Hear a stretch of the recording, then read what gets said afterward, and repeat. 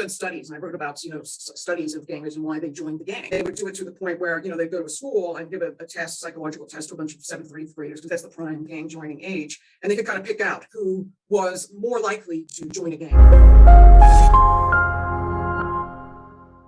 All right, welcome back to I Didn't Read Your Book. I am your host, Lutch. Today, we are going to be looking at Skin of Tattoos by Christina Hogg. So is the Psycho Locos a real gang, or did you make that one up? I made it up. I didn't want to put it. That's a pretty cool name. Yeah. Well, they have these weird, and the spell is that YCOLOKOS. I made it up. I didn't want to take a real gang because somebody then might say, oh my God, she's writing about this, gang or whatever. So yeah, it's all made up. I mean, it's basically all based on stuff that I learned in interviews. And can you talk a little bit more about that? What exactly are you talking to them about? Yeah, it was kind of the same story over and over. I mean, it really was. And they've even done studies, and I wrote about, studies of gangers and why they joined the gang. And I mean, it was, and they would do it to the point where, they'd go to a school and give a test, psychological test to a bunch of 7th through 8th graders, because that's the prime gang joining age. And they could kind of pick out who was more likely to join a gang. So it was a lot of that. But I mean, again, people join for different reasons, but it all comes back to that kind of unstable, that seeking belonging family thing. But in the case of girls who join gangs, it's often to seek protection. Almost all of them have been sexually abused at home or somewhere. So the gang provides protection. For boys, it's, that sense of belonging, a male role model that they may have lacked, just disaffected. Some of them are not very bright in school, so they don't do well academically. So that, leads them to drop out. And the gang offer, as I said, they offer them jobs, usually selling drugs on the street corner.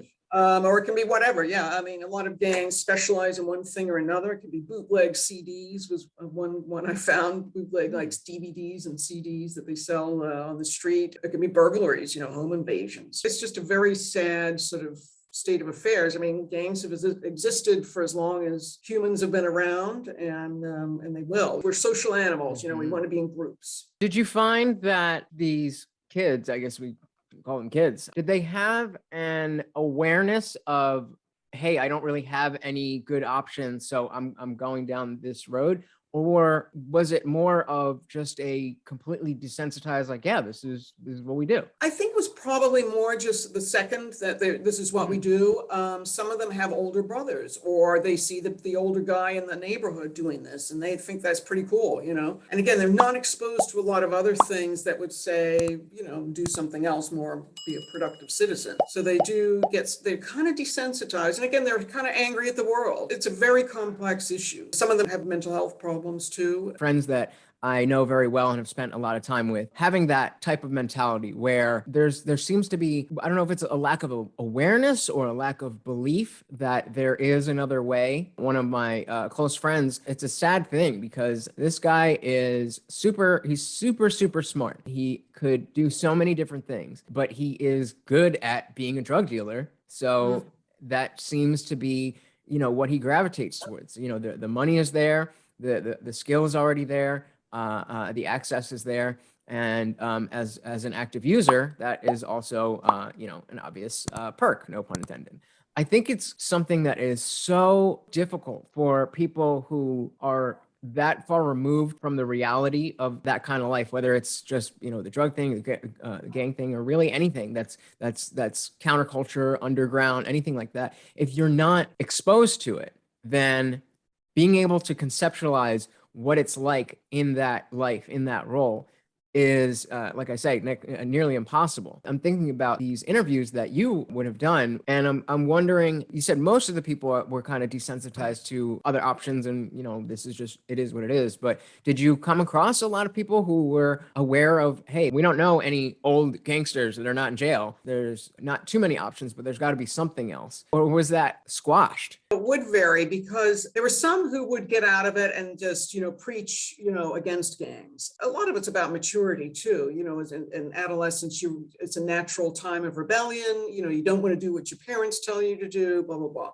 and as you grow older, you grow out of that, but some of them don't. And you're right. I mean, some of them do prey on these young kids because they're very easy to lead along, you know, and they're very easy to pull in with the promise of this something or other, you know, we'll pay you some money if you run this errand for us, you know, take this over here. And they're really, you know, thrilled to be doing that. But, you know, they're young kids. One of the weird things I found too in doing my gang intervention book called Peace in the Hood, working with gang members to end the violence, is that sometimes they would be really proud. They'd be like, I'm a third generation OG, the neighborhood pride. They call it the neighborhood, you know, I've been in the neighborhood, in the hood. But I think the maturity does get them out. And of course, you know, the life of a gang member, you know, a lot of them don't make it out of, you know, adolescence. They're killed. That was a thing that I found a lot of times.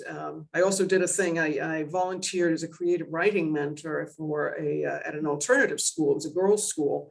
And one day we had this big thing. One girl wrote a little poem to the dead homie, and she got choked up, and we had to have a moment of silence for the dead homie, you know. Or went out. And I bet the fact that it's, you know, not just the gang activity itself, but the dealing with loss, the dealing with whether it's death or people going away, I would imagine that has a big effect on hardening and desensitizing these people to this kind of stuff.